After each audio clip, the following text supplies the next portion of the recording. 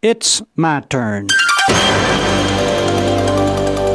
Here is your host for My Turn, Don Wilman. I went into a business to see a buddy of mine not long ago. While I was talking with him, I noticed a rock about the size of my fist on a counter. On the rock was written the words, "Number 1." Now, I was curious as to what those words meant. I tried to figure it out, but finally gave up and asked my friend about the meaning. He told me it was the first stone. I was still puzzled by it all and was racking my brain to tie together the significance. Then he told me the story of the woman caught in the act of adultery who was brought to Jesus. The law required that the woman be stoned to death.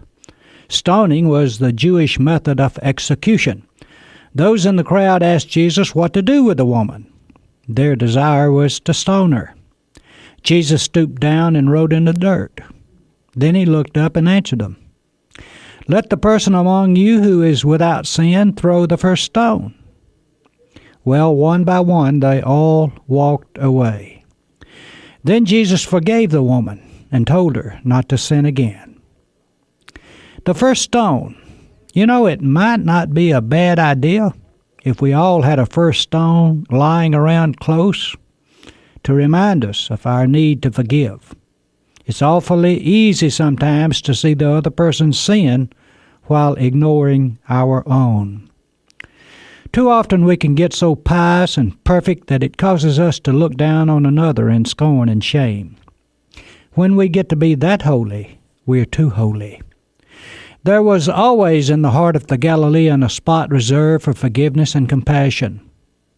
A wise person once said upon seeing another in a very bad condition, "There, except by the grace of God, am I."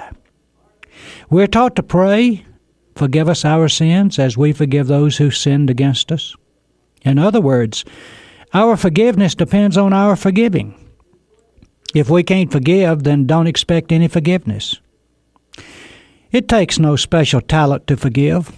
You don't have to have the mind of a genius. Only a loving and compassionate heart. And that comes from attitude and practice, not from great knowledge. Let the person among you who is without sin throw the first stone. It's good to remember that when we are ready to condemn another. For it's so easy to do, this casting of stones, and often so tempting. I think I'm going to get a rock and put it on my desk. On it I will write the first stone. Then when I'm inclined to throw verbal stones at another who has done wrong, I'll look at that stone and recall the story of Jesus and the woman caught in adultery.